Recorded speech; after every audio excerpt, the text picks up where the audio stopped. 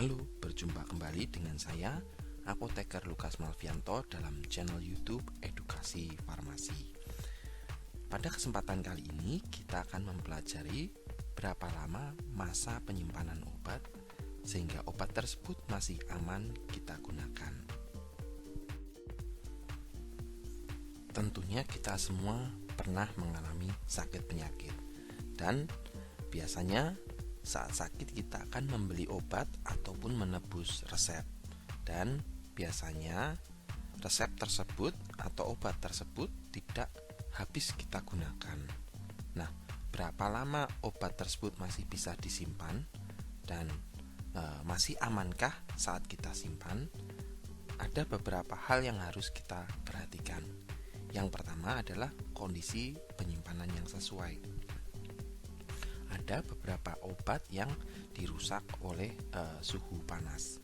Jadi suhu kita perhatikan pada kotak penyimpanan obat, biasanya akan ditulis apakah disimpan pada suhu ruangan, di mana biasanya kita kondisikan kurang dari 25 derajat, jadi kita gunakan ruangan ber-AC. Kemudian untuk obat-obat tertentu digunakan penyimpanan suhu dingin, yaitu kita gunakan lemari pendingin dengan suhu 2-8 derajat. Contohnya adalah obat sirup antibiotik yang sudah diencerkan, obat sipositoria, dan beberapa obat-obatan injeksi yang harus disimpan di dalam kulkas. Ada pula obat-obat tertentu yang peka terhadap cahaya. Biasanya obat tersebut akan dilindungi dengan blister yang tertutup rapat, atau apabila menggunakan botol, maka botol kacanya akan berwarna gelap atau coklat.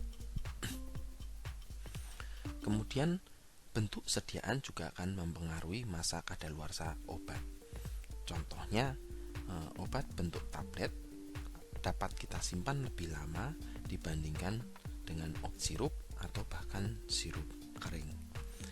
Kemudian kemasan dan racikan. Jadi apabila obat sudah kita buka dari kemasan primer ataupun kemasan sekundernya, maka masa simpan obatnya akan berubah. Masa kadaluarsanya akan menjadi lebih pendek apabila obat tersebut dibuka dari blisternya atau bahkan diracik, ya, dibikin puyer misalnya, maka kadaluarsanya akan berubah. Nah, obat yang sudah masuk masa kadaluarsanya apakah masih aman digunakan? Jadi ada beberapa hal yang perlu kita ketahui bahwa obat yang telah melewati kadaluarsanya itu dapat berarti yang pertama, obat aktif itu tidak stabil secara kimianya.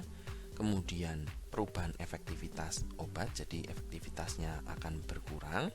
Tentunya ini berbahaya apabila obat-obatan seperti antibiotik tidak tercapai efektivitas kadar minimalnya, maka bisa menimbulkan resistensi. Kemudian obat yang rusak akan menjadi toksik dan berbahaya bagi pasien, ya, akan menimbulkan keracunan obat. Kemudian ada resiko kontaminasi. Nah, untuk obat-obatan dalam bentuk tablet atau kapsul, apabila kita simpan masih dalam blisternya atau strip aluminium foil, maka kadaluarsanya masih sama dengan masa kadaluarsa dari pabrikan. Jadi biasanya akan diprint masa kadaluarsa obat tersebut. Kemudian apabila sudah dibuka, misalnya kita masukkan kembali dalam tempat penyimpanan seperti botol kaca dengan silika gel, atau sudah kita racik dalam bentuk puyer dan kita bungkus, maka setelah dibuka adalah 6 bulan sejak pembukaan wadah aslinya atau sejak puyer tersebut dibuat. Nah, apabila obatnya berupa sirup, suspensi atau emulsi, artinya ini adalah obat minum dalam bentuk cair, itu dapat kita simpan 6 bulan sejak kemasan dibuka. Tetapi berbeda apabila sirup tersebut adalah sirup antibiotik yang biasanya diberikan dalam bentuk sirup kering. Contohnya sirup amoksilin, sirup cefixim, sirup cefatroxil dan sebagainya. Jadi untuk sirup kering apabila tidak dinyatakan lain, jadi setelah diencerkan, sirup tersebut harus kita simpan dalam kulkas dan maksimal masa simpannya adalah 7 hari. Apabila masih tersisa, ya kita harus buang, ya. Nah, untuk obat-obatan luar di sini nanti kita akan bahas salep dan krim. Sedikit informasi kita berikan bahwa salep adalah berbasis lemak, sedangkan krim lebih banyak kandungan airnya. Nah, untuk salep, contohnya salep seperti ini, ada tulisannya salep kulit, ya, gentamicin. Itu setelah kita buka dari kemasannya, dari tubnya, itu akan bertahan sampai dengan 6 bulan. Tetapi apabila salep tersebut salep racikan atau tempatnya, wadahnya adalah bukan tub tetapi pot seperti yang di bawah, maka setelah dibuka atau setelah diracik adalah maksimal 3 bulan, ya. Sedang untuk sediaan krim itu masa simpannya lebih pendek. Jadi untuk krim apabila telah kita buka dari tubnya adalah 3 bulan sejak kemasan dibuka. Tetapi kalau krimnya kita pindahkan, ya, ke dalam pot itu adalah 1 bulan sejak kemasannya dibuka. Nah, untuk obat-obatan sampo medis, contoh untuk anti ketombe atau anti gatal kulit kepala, atau lotion untuk gatal di kulit, ya, itu bila tidak dinyatakan lain maka dapat kita simpan 6 bulan sejak kemasan tersebut dibuka. Nah, untuk sediaan tetes mata, tetes telinga dan salep mata, ya, khusus untuk tetes mata, salep mata ini merupakan sediaan yang steril. Jadi masa kadaluarsanya akan lebih pendek karena ditakutkan adalah sterilitasnya terganggu, yaitu kemungkinan yang keempat tadi, setelah masa kadaluarsa akan terjadi resiko kontaminasi. Kontaminasi dari mana? Kontaminasi dari bakteri atau jamur. Jadi untuk tetes mata, salep mata dalam tetes mata dalam bentuk filenya, flakonnya itu 1 bulan sejak kemasan dibuka. Nah, bagi pasien penderita diabetes, ya, biasanya akan diresepkan insulin, ya. Insulin ini biasanya sekarang ini sudah dalam bentuk pen, ya. Dalam bentuk pen, apabila belum kita pasang jarum, pen tersebut harus kita simpan dalam lemari pendingin.